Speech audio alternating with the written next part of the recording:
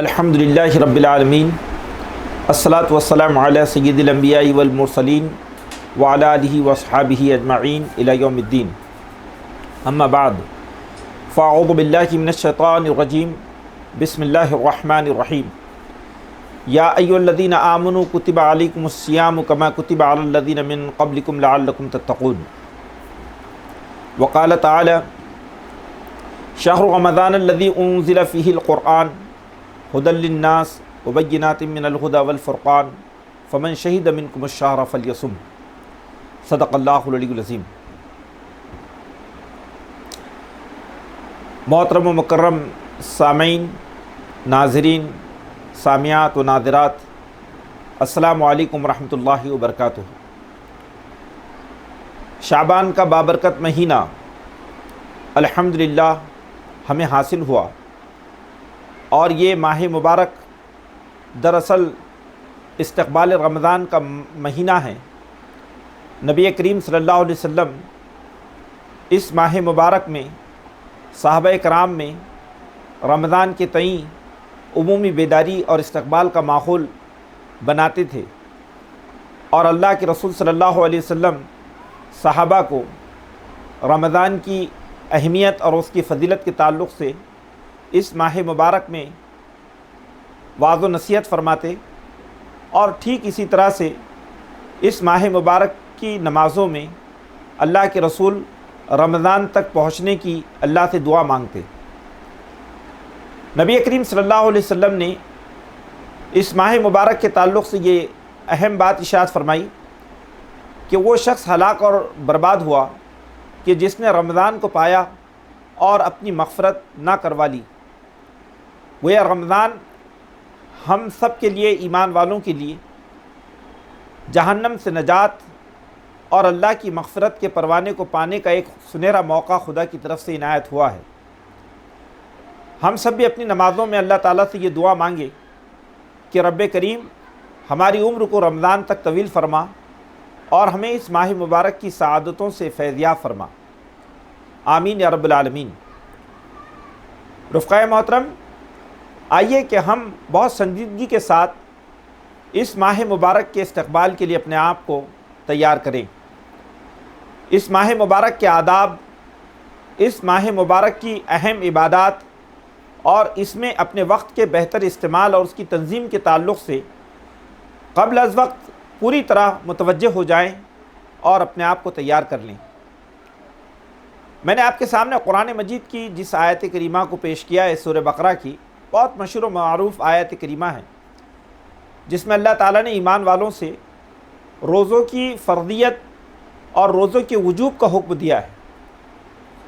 اللہ تعالیٰ نے اس آیت کریمہ میں رمضان کو صیام کا وقت قرار دیا ہے۔ کتب علیکم الصیام، یعنی جو صیام جو لفظ قرآن مجید میں استعمال ہوا ہے، اس لفظ کی جو معنویت ہے تو اس میں تربیت کا مفہوم پایا جاتا ہے۔ ایسی تربیت کہ جس میں مشقت ہو، جانفشانی ہو، ضبط نفس ہو، اور جس تربیت میں آدمی اپنی جنسی خواہشات اور مادی ضروریات پر قابو پا سکے۔ اگر ہم اس کو تدبر قرآن کی روشنی میں دیکھیں تو مولانا امین احسن اصلاحی فرماتے ہیں کہ صیام دراصل عربوں کے درمیان جنگی گھوڑوں کی تربیت کے لیے استعمال ہوتا تھا۔ عرب حالت امن میں اپنے گھوڑوں کو خاص تربیت کا اہتمام فرماتے تھے، تاکہ گھوڑے جو ہے وہ اپنی پیاس پر، اپنی بھوک پر اور اپنی جنسی خواہشات پر پورا قابو پا سکے، اور انہیں محنت و مشقت کا غیر معمولی طور پر عادی بناتے تھے۔ یہاں اللہ تعالیٰ نے یہ اصطلاح رمضان کے خاص طور پر سیاق میں استعمال کی ہے کہ کتب علیکم الصیام، یہ صیام تم پر جو فرض کیے گئے ہیں۔ تو اس صیام کی معنویت یہی ہے کہ تم اپنے نفس کے سرکش گھوڑے کو لگام دے سکو، تم اپنے نفس کی سرکشی پر قابو پا سکو۔ اور قرآن یہ کہتا ہے کہ اما من خاف مقام ربی ونہا النفس عن الہوی فإن الجنۃ ہی المأویٰ، کہ جس شخص نے اپنے رب کے حضور کھڑے ہونے کا خوف اور اس کا احساس اپنے دل میں پیدا کیا اور اپنے نفس کو ہوس سے اور اپنے نفس کو خواہشات ذلیلہ سے رو کے رکھا تو فإن الجنت ہی الماوا، جنت ہی اس شخص کا ٹھکانہ ہے، وہ جنت کا وارث اور اس کا مستحق ہے۔ تو رمضان کے روزوں کی جو معنویت ہے اس کو سمجھنے کے بعد قرآن نے اس کے مقصد کو بھی واضح کیا ہے کہ لعلکم تتقون، اس کا مقصد یہ ہے کہ تم میں تقوی پیدا ہو۔ تو تقوی کا جو لفظ یہاں قرآن نے استعمال کیا ہے، تو قرآن میں تقوی کا لفظ جامع المحاسن ہے۔ جامع المحاسن یعنی جتنے اعمال حسنہ ہیں، جتنی خوبیاں ہیں، جتنے خیر کے کام ہیں، ان تمام کے لیے لفظ جامع تقوی کا استعمال ہوتا ہے۔ قرآن مجید نے تقوی کو ہماری روح کا لباس قرار دیا ہے۔ اللہ تعالیٰ نے سورہ اعراف میں یہ بات ارشاد فرمائی ہے کہ یا بنی آدم قد انزلنا علیکم لباسا یواری سوآتکم ریشا ولباس التقوی ذالک خیر، کہ اے آدم کے بچوں، ہم نے تمہارے لیے آسمان سے لباس اتارا، یہ لباس تمہاری شرمگاہوں کو چھپاتا ہے اور یہ تمہیں زینت عطا کرتا ہے، لیکن ایک لباس اور ہے، اور وہ لباس ہے تقوی کا لباس۔ یہ بہت بہترین لباس ہے۔ تو یہ جو تقوی کا لباس قرآن مجید نے اس کو بہترین لباس قرار دیا ہے، تو دراصل یہ ہماری روح کا لباس ہے۔ انسانی شخصیت کے دو عظیم وجود ہیں، ایک اس کا جسمانی وجود ہے اور دوسرا اس کا روحانی وجود ہے۔ تو اس کی روح کی پاکیزگی اور اس کی روح کی طہارت تقوی میں موجود ہے، اور انسان جب اپنی روح کو پاک کرتا ہے، اپنے نفس پہ قابو پاتا ہے، تو وہ دنیا میں عظیم مقاصد کا متحمل ہو سکتا ہے۔ اسی لیے ہم دیکھتے ہیں کہ اللہ تعالیٰ نے، اللہ کے رسول صلی اللہ علیہ وسلم نے روزے کو صبر بھی کہا ہے کہ روزہ صبر ہے۔ اور صبر کیا ہے؟ صبر دراصل اسلام کی اصل روح ہے۔ اسلام جو نظام زندگی دیتا ہے، اس میں انسان اس وقت تک عمل نہیں کر سکتا جب تک اس میں صبر کا کردار پیدا نہ ہو۔ گویا صبر بامقصد انسانوں کا اور اولو العزم انسانوں کا کردار ہوتا ہے۔ آئیے کہ ہم آج اس موقع پر اس بات کو سمجھنے کی کوشش کریں کہ رمضان کے ان بلند مقاصد کو ہم کیسے حاصل کریں۔ ہم آخر اس رمضان کو اپنے لیے ماہ تربیت، اپنے لیے ماہ مغفرت، اپنے لیے ماہ تزکیہ، اپنے لیے ماہ نجات من النار کیسے بنائیں؟ بھائیو، یہ ایک بہت ہی سنجیدہ موضوع ہے۔ اگر ہم اس کے لیے اپنے آپ کو تیار نہ کر سکیں تو اس کا مطلب یہ ہے کہ ہم نے اپنی مہلت عمل کو کھو دیا اور ہم بڑے بدنصیب اور بہت ہی، جس کو ہم کہہ سکتے ہیں کہ محروم ہیں۔ اب دیکھیے کہ اس سلسلے میں کئی پہلو ہیں استقبال رمضان کے ذیل میں جو ہمیں سمجھنا چاہیے۔ سب سے پہلی بات تو یہ ہے کہ جب ہم رمضان کے مقاصد پر غور کرتے ہیں تو رمضان کے مقاصد میں تقوی کا جو لفظ ہے، وہ تقوی کا لفظ میں نے جیسا آپ کو بتایا کہ جامع المحاسن ہے، وہ لفظ ہمیں کئی خوبیاں جو ہے وہ پیدا کر دیتا ہے۔ تو رمضان میں تعلق باللہ بھی ہے، اور رمضان میں اور بھی دیگر ایسی باتیں ہیں کہ جو ہماری شخصیت کو بدل کر رکھ دیتی۔ چند باتوں کی طرف ہم توجہ دیتے ہیں۔ سب سے پہلی بات تو یہ ہے کہ رمضان جو ہے ہم کو روحانی اعتبار سے مضبوط بناتا ہے۔ اب ہم دیکھتے ہیں کہ روحانی کمزوریاں اور روحانی اعتبار سے انسان کی اس کی جس کو ہم کہہ سکتے ہیں کہ اس کی روح اگر غیر مطمئن ہو جائے یا اس کی روح فساد کا شکار بن جائے تو نتیجہ یہ ہوتا ہے کہ اس کے کردار میں بڑے جھول پیدا ہوتے ہیں اور وہ جنسی آوارگی کا شکار بنتا ہے۔ آج ہم اس بات کو دیکھ رہے ہیں کہ ایک ایسا معاشرہ وجود میں آ گیا ہے کہ جس میں بے حیائی اور جنسی آوارگی اپنے انتہا کو پہنچ چکی۔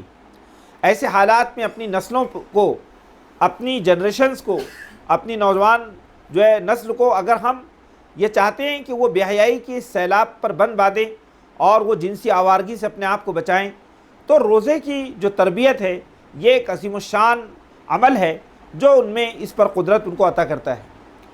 تو ایک بات ہمیں یہ سمجھنا چاہیے کہ رمضان جو ہے وہ انسان کے اندر کئی اعتبارات سے تبدیلیاں پیدا کرتا ہے۔ جیسا مثال کے طور پر رمضان جو ہے ہمارے اندر ہماری زبان جو ہے اس کے بہتر استعمال کی طرف ہمیں متوجہ کرتا ہے اور ہمیں اپنے زبان پہ قدرت عطا کرتا ہے۔ ہم دیکھتے ہیں کہ انسان اپنے سماج میں بیشتر جو فتنے پیدا کرتا ہے یا فتنوں کا شکار ہوتا ہے تو زبان کی بے اعتدالیوں کی وجہ سے ہوتا ہے۔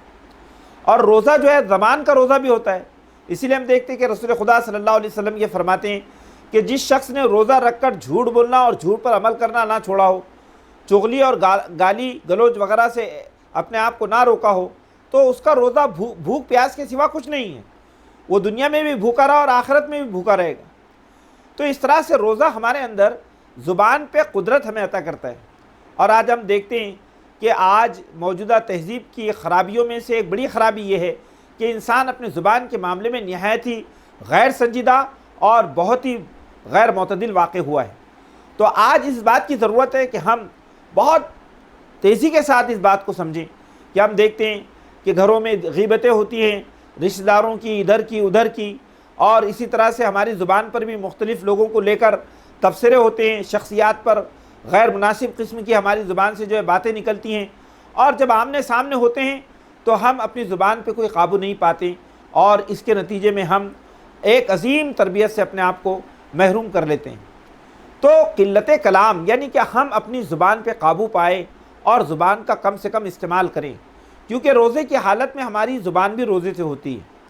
اور پھر اسی طرح سے ہم اپنے کھانے کی جو عادتیں ہیں اس کو بھی بدلنے کی کوشش کریں۔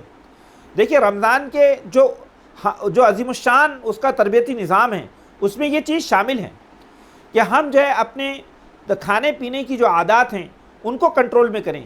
ہم دیکھتے ہیں کہ آج کل جو ہے اللہ تعالیٰ نے بڑی فراوانی عطا فرمائی ہے، اور آدمی کے پاس میں جو غذائی ضروریات ہے وہ اس کی بافراوانی پوری ہو رہی ہیں۔ تو نتیجہ یہ ہوا کہ انسان اپنے پیٹ کا غلام بن گیا ہے، اور وہ اپنی لذات کی خاطر جو ہے وہ حدود کو تجاوز کر رہا ہے جو اللہ اور اس کے رسول صلی اللہ علیہ وسلم نے ہمیں کتاب اللہ میں بیان کیے۔ ہم دیکھتے ہیں کہ اللہ کے رسول صلی اللہ علیہ وسلم فرماتے ہیں کہ مومن کو آدھا پیٹ کھانا چاہیے اور آدھا پیٹ اس کو اپنی جو ہے ہوا اور پانی کے لیے اس کو چھوڑ دینا چاہیے، یا اپنے پیٹ کے 3 حصے کر لینا چاہیے۔ یعنی گویا کہ اسلامی تمدن میں یا رسول خدا صلی اللہ علیہ وسلم کی سنت میں یہ چیز شامل ہے کہ ایک مومن کو اپنی غذائی عادات پہ بھرپور کنٹرول ہو۔ آج کل ہم دیکھتے ہیں کہ ولیموں میں جاتے ہیں، شادیوں میں جاتے ہیں، دعوتوں میں جاتے ہیں تو بے حساب کھاتے ہیں، اور گھر میں بھی وہ معمول ہمارا جاری رہتا ہے۔ نتیجہ یہ ہے کہ ہم جو ہے اوور ویٹڈ ہو گئے، ہمارا وزن بے حساب بڑھ گیا، اور نتیجے میں ہم بے شمار قسم کی بیماریوں کا شکار ہو گئے۔ اور اسلام جس طرح کی مشقت ہم سے چاہتا ہے، اسلام جس طرح سے تگ و دو ہم سے چاہتا ہے، اور میدان زندگی میں جتنا فٹ اسلام ہم کو کرنا چاہتا ہے، وہ مقاصد ہم پورے نہیں کر پاتے۔ تو رمضان میں ہم اس بات کو دیکھتے ہیں کہ سحری میں جو ہے کھانے کا غیر معمولی اہتمام ہو رہا ہے، اور جو ہمارے حدود طعام ہیں ہم اس سے تجاوز کر رہے ہیں۔ پھر اسی طرح سے ہم دیکھتے ہیں کہ افطاری کے وقت بھی صرف افطاری سے پہلے جو ماحول بنتا ہے وہ کھانے بنانے کا ماحول بنتا ہے اور کھانے کا ماحول بنتا ہے، اور ہم اتنی بے احتیاطی کرتے ہیں کہ نتیجے میں ہم جو ہے مغرب اور عشاء کے جو ہمارے خصوصی وقت ہوتا ہے وہ وقت بھی ہمارا متاثر ہو جاتا ہے۔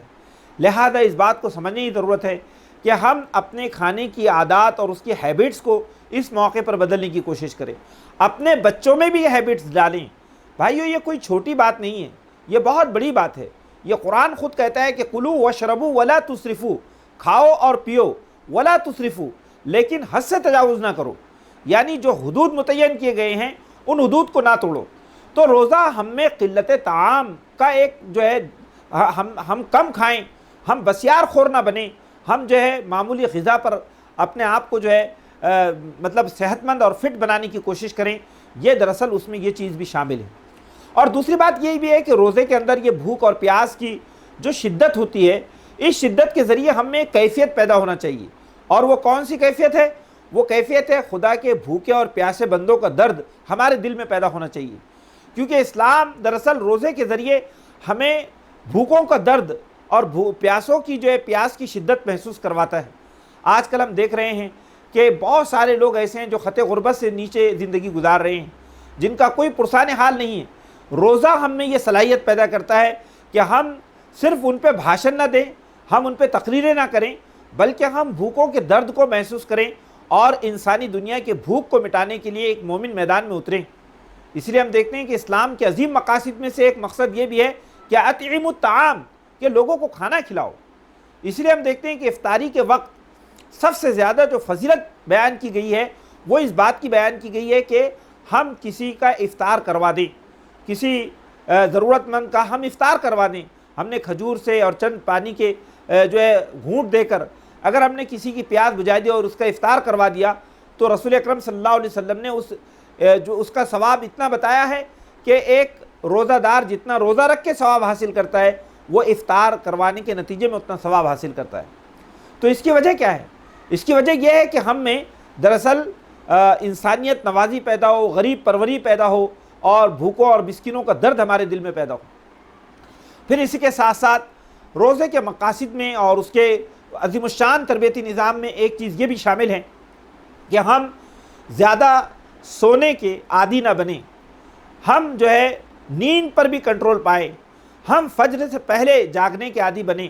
دیکھیے ہوتا کیا ہے کہ ہم تراویح کے نماز کے بعد میں عام طور پر ہوٹلوں میں اور ادھر ادھر اپنا قیمتی وقت ضائع کرتے ہیں اور تاخیر سے بستر میں آتے ہیں اور سوتے ہیں، تو یہ دراصل اس کا اثر ہمارے سحری پر پڑتا ہے۔ حالانکہ ہونا یہ چاہیے کہ سحری کا جو وقت ہے وہ صرف سحری کھانے کا وقت نہیں ہے، بلکہ سحری کا وقت تہجد کا وقت ہے، نوافل کے اہتمام کا وقت ہے، خدا سے قربت کا وقت ہے۔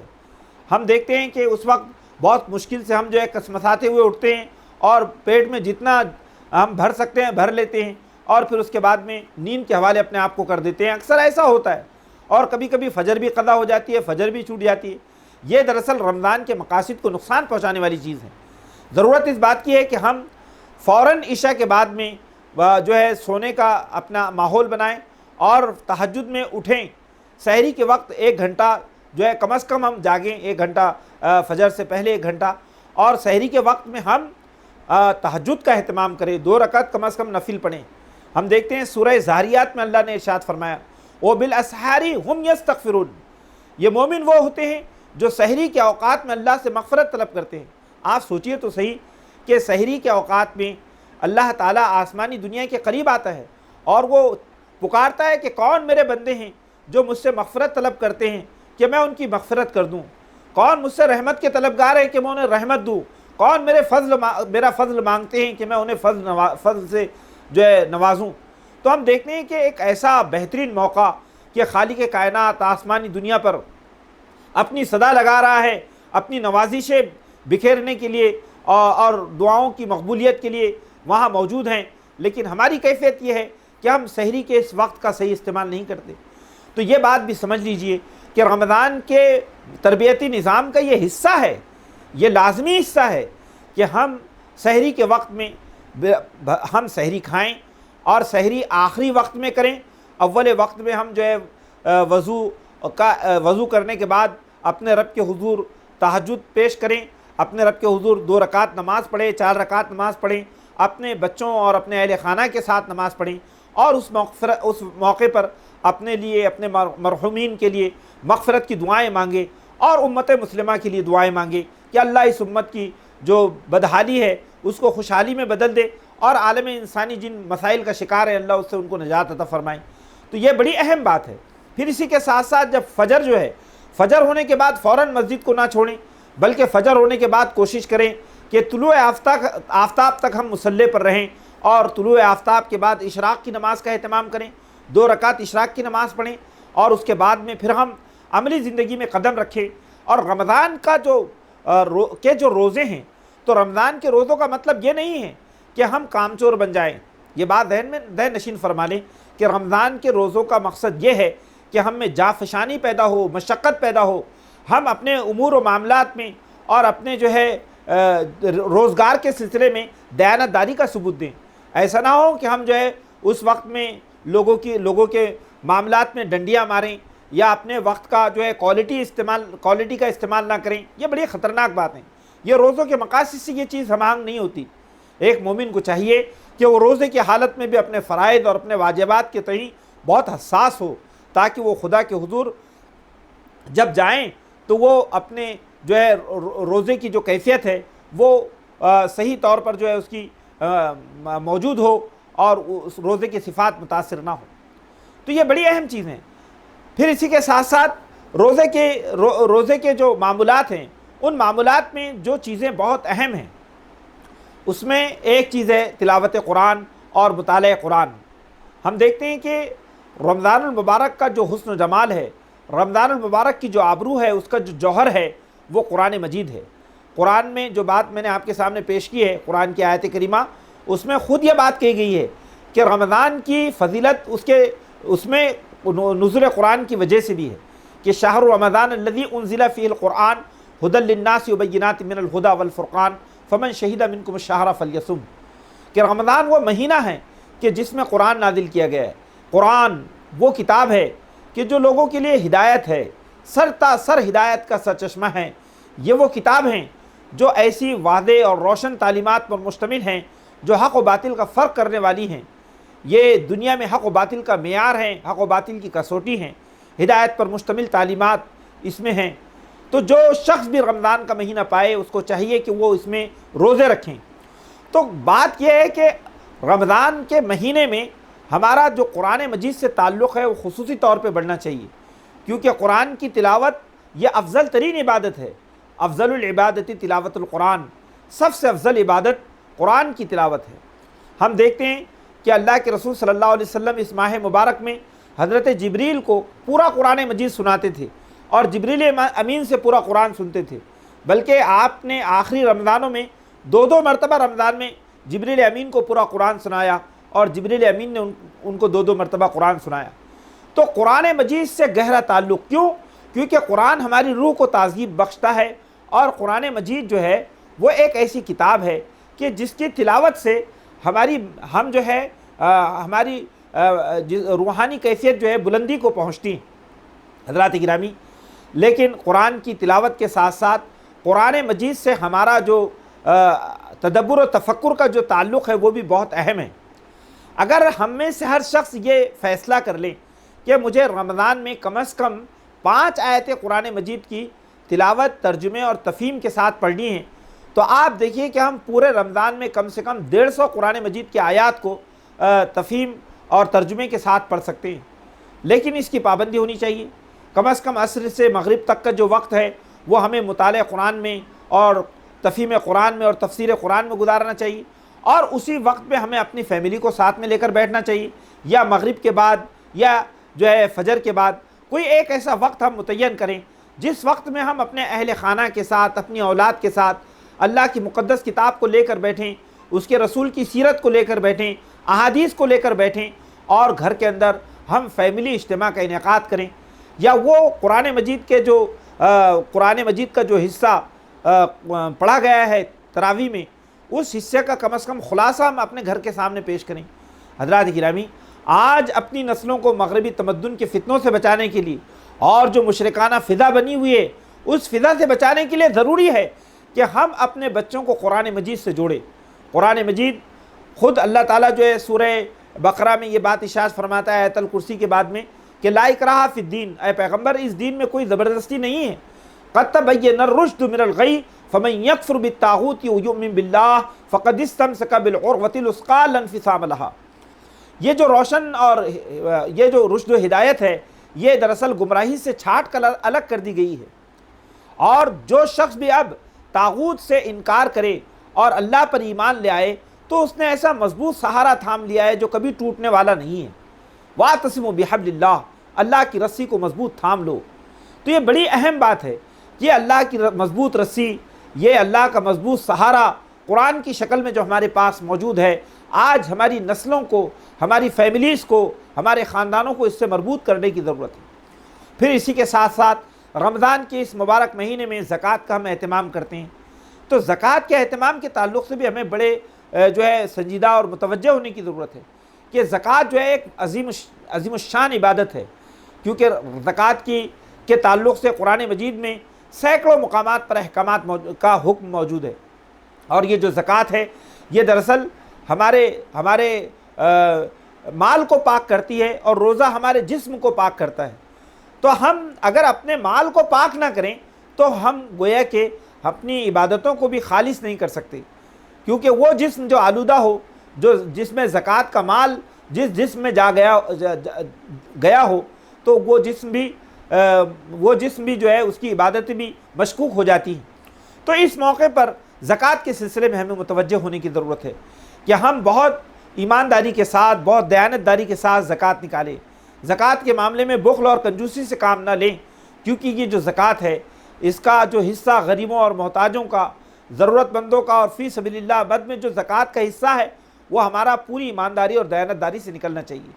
ٹھیک اسی طرح سے روزے کے اس دور میں ہماری صلہ رحمی بڑے پیمانے پر بڑھنا چاہیے۔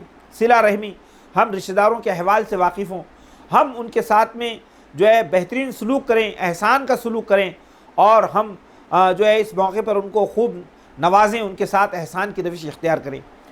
پھر اسی کے ساتھ ساتھ رمضان کا یہ جو مبارک مہینہ ہے، اس مبارک مہینے کے استقبال میں یہ چیز بھی شامل ہیں کہ ہم ایسی عادتیں کہ جو عادتیں ہماری رمضان سے پہلے ہماری شخصیت کا نقص اور ہماری شخصیت کی کہیں نہ کہیں کمزوری بن چکی تھی، ان عادتوں کو چھوڑنے کے لیے پلان بنائیں۔ رمضان سے پہلے ہی ہم پلان بنائیں، جیسے غصے پہ قابو پانا ہے۔ غصہ جو ہے ہم جانتے ہیں کہ طبیعت کی ایک بہت جو ہے مطلب ایک عیب ہے کہ آدمی غصے کے اندر لال پیلا ہو جائے اور بے قابو ہو جائے۔ تو غصے کی کیفیات کو کنٹرول کرنے کے لیے رمضان کے اس مبارک مہینے میں ہم اس کا خصوصی اہتمام کر سکتے ہیں۔ ٹھیک اسی طرح سے بہت سارے لوگوں کو تمباکو نوشی اور سگریٹ نوشی کی عادتیں ہوتی ہیں، تو وہ اپنی ان عادتوں پہ اس پورے مہینے میں قابو پا سکتے ہیں۔ بہت سارے لوگ ایسے ہیں، روزہ افطار کیا کہ پھر وہ سگریٹ نوشی اور تمباکو نوشی کی طرف متوجہ ہو جاتے ہیں، تو گویا کہ انہوں نے روزے کے مقاصد کو متاثر کر دیا۔ آپ 30 دن تک ان عیوب سے، ان بری عادات سے اپنے آپ کو بچا لیجئے، انشاءاللہ العزیز روزہ آپ میں ایسی قدرت پیدا کرے گا کہ آپ عید کے بعد میں ان چیزوں پر مکمل قابو پا لیں گے۔ پھر اسی کے ساتھ ساتھ کچھ باتیں اور بھی ہیں، اور وہ باتیں یہ ہیں کہ ہمیں یہ معلوم ہونا چاہیے کہ رمضان کے روزے جس طرح سے ہماری مغفرت اور جہنم سے نجات کا سبب بنتے ہیں، ایسی رمضان کے راتیں بھی، قیام اللیل بھی، وہ ہمارے لیے مغفرت اور ہمارے لیے خلاصی جہنم کا سبب بنتے ہیں۔ جو اللہ کے رسول نے فرمایا کہ من قام رمضان ایمان و احتسابا غفر له ما تقدم من ذنبه، کہ جس نے رمضان کی راتوں میں قیام کیا، اللہ کے حضور کھڑا ہوا جذبہ احتساب کے ساتھ، یعنی آخرت کی ثواب کی نیت سے اور اپنی ایمان کی کیفیات کے ساتھ، تو اللہ اس کے گزشتہ سارے گناہوں کی مغفرت فرما دے گا۔ اس قیام اللیل میں خاص طور سے رمضان کا آخری عشرہ بڑی اہمیت رکھتا ہے، کیونکہ آخری عشرے میں جو طاق راتیں ہیں، 21ویں، 23ویں، 25ویں، 27ویں اور 29ویں، یہ پانچوں طاق راتوں میں سے کوئی ایک ایسی رات ہے جو 1000 راتوں پر فضیلت رکھتی ہے، اور جس میں اللہ رب العالمین نے مغفرت کے فیصلے فرمائے ہیں۔ تو یہ جو شب قدر ہے، اس کا اہتمام ہونا چاہیے، یا یہ جو آخر کا عشرہ ہے، اس عشرے میں اعتکاف کے لیے ہمیں ماحول بنانا چاہیے کہ ہم اعتکاف کا ماحول بنائیں، اور ہم شب قدر میں خاص طور سے قیام اللیل کے لیے بہت جامع پروگرام بنائیں، اور توبہ و استغفار، رجوع الی القرآن، رجوع الی اللہ کی کیفیات اپنے اندر پیدا ہو۔ حضرات گرامی، یہ بڑی اہم چیزیں ہیں جس پر ہمیں متوجہ ہونے کی ضرورت ہے۔ پھر اسی کے ساتھ ساتھ یہ ماہ رمضان کے استقبال میں ایک چیز اور بھی ہے کہ ہم اس ماہ مبارک میں تعلق باللہ کے ساتھ جو عبادتوں کا جوہر اور عبادتوں کا مغز ہے، یعنی دعا، اس کا غیر معمولی اہتمام کریں۔ دیکھیے یہ دعائیں بڑی اہمیت رکھتی ہیں۔ قرآن مجید کی جو دعائیں ہیں ہم اس کو ازبر کر لیں۔ قرآن مجید میں کتنی پیاری دعائیں اللہ کے کلمات سے ہمیں حاصل ہوتی ہیں۔ اللہ کتنا رحیم اور کتنا مہربان ہے اپنے بندوں پر کہ اس نے اپنے بندوں کو دعائیں سکھائی ہیں۔ سورہ فاتحہ بھی ایک دعا ہے، لیکن سورہ فاتحہ کے بعد پوری قرآنی دعائیں ہمیں ملتی ہیں۔ ربنا آتینا فی الدنیا حسنہ وفی الآخرۃ حسنہ وقنا عذاب النار، اور بھی دیگر دعائیں ہیں۔ ان دعاؤں کو ہم رمضان کے مبارک مہینے میں اپنی زبان پہ جاری کریں، ہم توبہ کا اہتمام کریں، اور خاص طور پر افطار سے پہلے دعا کی مقبولیت کا وقت ہے۔ اس وقت جب ہم جو ہے افطار کا ماحول بنتا ہے، ہم اپنے گھر میں اپنے اہل خانہ کے ساتھ، اپنے بچوں کے ساتھ، اپنے اقارب کے ساتھ جب بیٹھیں تو اللہ کے حضور گڑ گڑا کر دعائیں مانگیں۔ سب سے پہلے اپنے گھر کے لیے، اپنے اہل خانہ کے لیے دعائیں مغفرت مانگیں۔ اپنے بزرگ جو دنیا سے گزر چکے ہیں، ہمارے اعزا، ہمارے اقربا، ان کے لیے دعائیں مانگیں۔ امت مسلمہ کے لیے دعائیں مانگیں۔ امت مسلمہ کی ذب و حالی جو ہمارے سامنے ہے اس کو بھی دیکھیں، اللہ سے رو کر گڑ گڑا کر دعا مانگیں، اور اپنی نسلوں کے تحفظ کے لیے دعا مانگیں، اور عالم انسانی کی ہدایت کے لیے دعائیں مانگیں۔ تو یہ بڑی اہم چیزیں ہیں جس پر ہمیں متوجہ ہونے کی ضرورت ہے۔ بزرگان محترم اور دوستو، استقبال رمضان میں ایک چیز جو آخری بات ہے، بہت اہم بات ہے جسے ہمیں سمجھنا چاہیے کہ رمضان کے روزوں کے مقاصد، تلاوت قرآن کا مقصد، رجوع اللہ کا مقصد، قیام اللیل کا مقصد کیا ہے؟ ایک ایسی امت کی تعمیر، ایک ایسی امت کی تشکیل ہے جو امت زمین میں دعوت اللہ کی علمبردار بنے، جو امت زمین میں خیر امت کی حیثیت سے اپنے کردار کو ادا کریں۔ یہی بات قرآن مجید میں رمضان کے مقاصد میں بیان کی گئی ہیں، لعلکم تتقون، شاید کہ تم میں تقوی پیدا ہو۔ اور اس کے بعد کی جو آیت ہے اس میں یہ کہا گیا کہ لِتُكَبِّرُوا اللَّهَ عَلَى مَا هَدَاكُمْ وَلَعَلَّكُمْ تَشْكُرُونَ، کہ رمضان کا مقصد یہ ہے کہ تم اللہ کی ہدایت کی بنیاد پر دنیا کے سامنے اللہ کی عظمت اور اس کی کبریائی کا اعلان کر سکو اور تم اللہ کے شکر گزار بن سکو۔ یعنی تکبیر الہی یہ رمضان کا مقصد ہے کہ یہ رمضان ایک مومن کے اندر اللہ کی عظمت کا احساس پیدا کرتا ہے اور زمین میں اللہ کی کبریائی کے اعلان کے لیے اس کو تیار کرتا ہے۔ بہت اہم چیز ہے۔ ہم جانتے ہیں کہ دعوت دین اور اقامت دین کے لیے قرآن مجید میں تکبیر الہی کا لفظ استعمال ہوا ہے۔ سورہ مدثر میں اللہ کے رسول صلی اللہ علیہ وسلم کو جب اعلانیہ تبلیغ کا حکم دیا گیا تو اقامت دین اور دعوت دین کے لیے تکبیر الہی کا لفظ استعمال ہوا۔ یا ایھا المدثر قم فانذر وربک فکبر، اے چادر لپیٹ کر سونے والے اٹھ اور دنیا کو اپنے رب سے ڈرا، اپنے رب سے دنیا انسانیت کو باخبر کر، وربک فکبر، اور اپنے رب کی بڑائی کا اعلان کر۔ تو رمضان کے مقاصد میں یہ چیز شامل ہے کہ امت مسلمہ زمین میں عظمت الہی اور تکبیر الہی کا پرچم لے کر اٹھیں۔ ہم جب عیدین کی نماز کے لیے نکلتے ہیں، عید الفطر کی نماز کے لیے نکلتے ہیں، ہم اپنا جو ہے صدقہ فطر دینے کے بعد جب ہم اللہ کی نماز کے لیے جو نماز شکر ہے جب ہم اس کے لیے نکلتے ہیں تو ہماری زبان پہ کون سے کلمات ہوتے ہیں؟ یہی تشریق کے کلمات ہوتے ہیں، یہی اللہ اکبر کے کلمات ہوتے ہیں۔ اور وہاں بھی ہم دیکھتے ہیں کہ یہ تکبیر فضاؤں میں گونجتی ہے۔ یہ تکبیر امت مسلمہ کو بتاتی ہے کہ یہ امت زمین میں خدا کی عظمت اور اس کی کبریائی کی علمبردار امت ہے۔ تو بزرگان محترم اور دوستو، دیکھیے رمضان کا یہ مبارک مہینہ ہمارے پاس اللہ تعالیٰ نے ہمیں بطور نعمت عطا فرمایا ہے کہ ہم رمضان کے اس مہینے کی قدر جانیں، ہم اس کے ایک ایک لمحے کا بہتر استعمال کریں۔ دیکھیے نامراد اور نہایت ہی جس کو ہم کہہ سکتے ہیں بد نصیب انسان وہ ہے جو رمضان کی مبارک ساعتوں کو اپنی مغفرت کے لیے جو ہے استعمال نہ کر سکے۔ ہم ایسی لاؤبالی زندگی نہ گزاریں، غیر سنجیدہ زندگی نہ گزاریں۔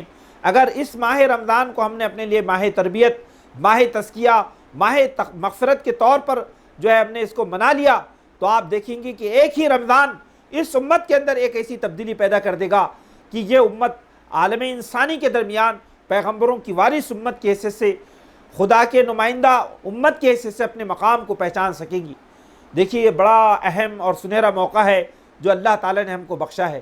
آئیے کہ اس موقع پر ہم اللہ تعالیٰ سے دعا کریں کہ اے رب کریم اس ماہ مبارک کی کما حق و استقبال کی ہمیں توفیق عطا فرما۔ رب کریم اس کے روزوں اور اس کی عبادات اور اس کی تراویح کا ہمیں پورے سنجیدگی کے ساتھ اہتمام کرنے کی توفیق عطا فرما۔ اس کے مقاصد کو سامنے رکھتے ہوئے اپنے آپ کو اپنے وقت کا بہتر استعمال کرنے کی توفیق عطا فرما۔ ہماری زندگی میں برکت پیدا فرما، ہمارے وقت میں برکت پیدا فرما، اور اس ماہ مبارک کو ہمارے لیے ماہ مغفرت بنا دے، جہنم سے نجات اور خلاصی کا مہینہ بنا دے۔ رب کریم اس مہینے کو امت مسلمہ کی آبیاری اور امت مسلمہ کی بیداری کا مہینہ بنا دے، اور اللہ تعالیٰ اس ماہ مبارک کی عبادات کے صلے میں اے اللہ تو ہمارے مغفرت کے فیصلے فرما، اور اللہ عالم انسانی پر رحم فرما، اور ہدایت کے لیے ان کے قلوب کو جو ہے توفیق عطا فرما۔ ربنا تقبل منا انک انت السمیع العلیم وتب علینا انک انت التواب الرحیم، وآخر دعوانا الحمد للہ رب العالمین۔